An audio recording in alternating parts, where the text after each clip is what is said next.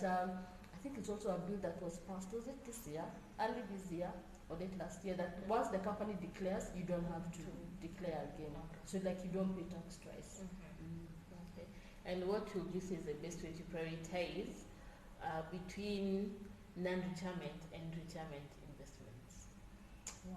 The best way, I would say, especially when it comes to retirement, it's good to start early. Yeah. So that you work on it for a long time.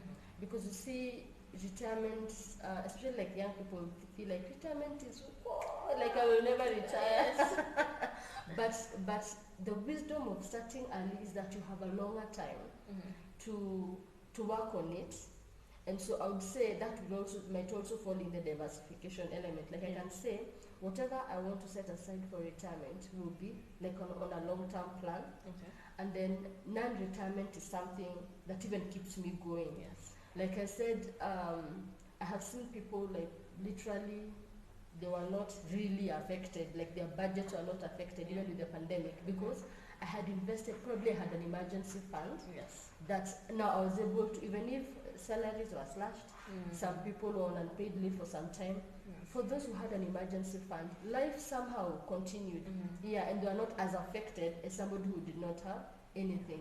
So you prioritize depending on your diversification elements, and of course where you are at in life.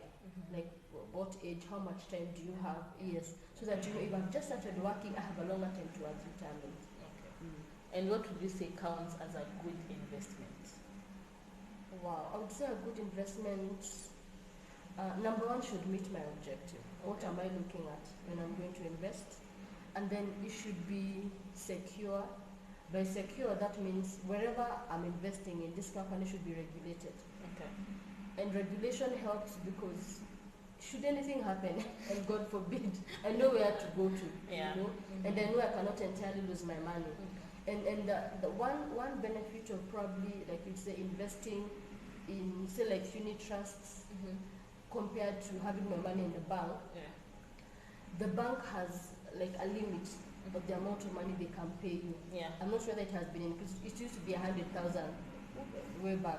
So see, even if you had like $500,000 and the bank collapses, they're only entitled to give you back 100,000. What happens when you have invested in a probably a unit trust fund regulated by the Capital Markets Authority, because they don't hold the monies together with the company's money? What happens with investment firms?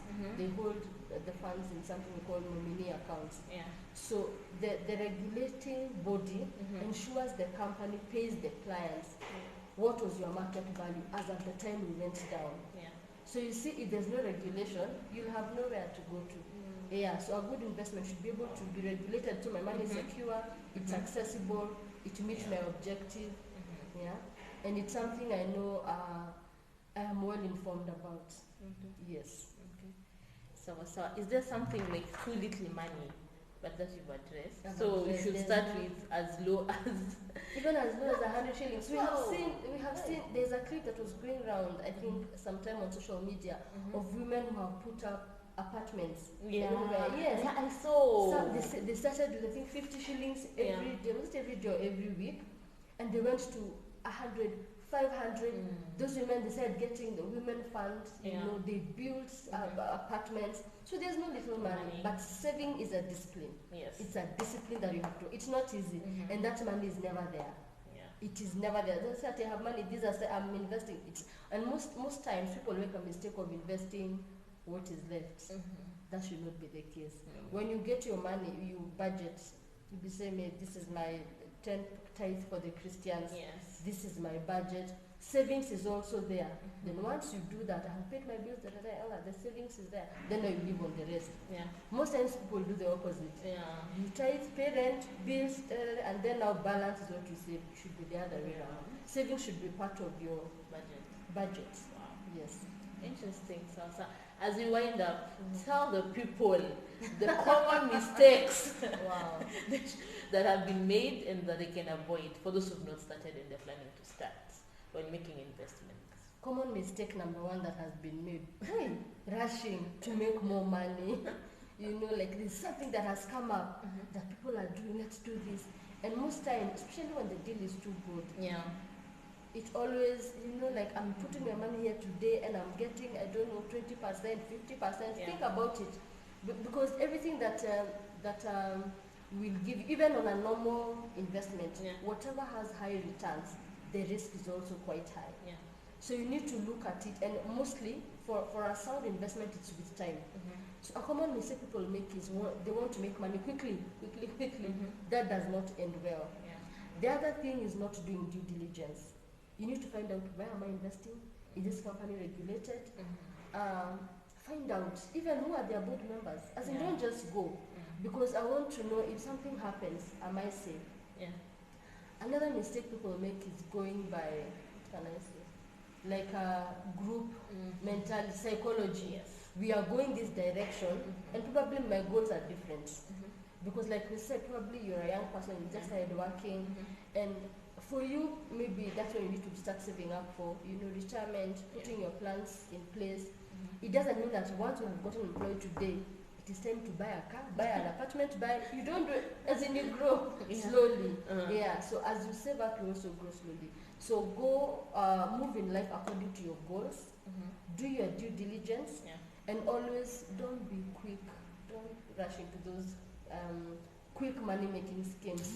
Most times they are not sound, and people lose money in it. Yes. Sawa. One last thing I've just remembered is, how do you feel, what's your take on group investments? Wow, group investments, I would say, if it is something you have like your goals are together, they align, it is a good form of investment, because it's like a unit. I would say like a unit trust is like group investment, because different investors come together like into a pool. So you see, instead of me going to central bank to buy treasury bills with my 50,000, I put my 50,000 amongst other investors, and then now the pool, say maybe it's like $1 billion, is able to buy more. There's more purchasing power. So group investments are good because they help you grow faster, and they also help you achieve probably what you would not have achieved on your own. The only thing about group investments is you need to have your objectives like by the time you are getting into it, we need to know we are on the same direction. Because if you're not in the same direction, probably you're saying we buy land, hold and sell. The other person feels we need to buy and build. You see, now the objectives are different. So long as your objectives match, it's a very good form of investment, and you'll be able to grow fast.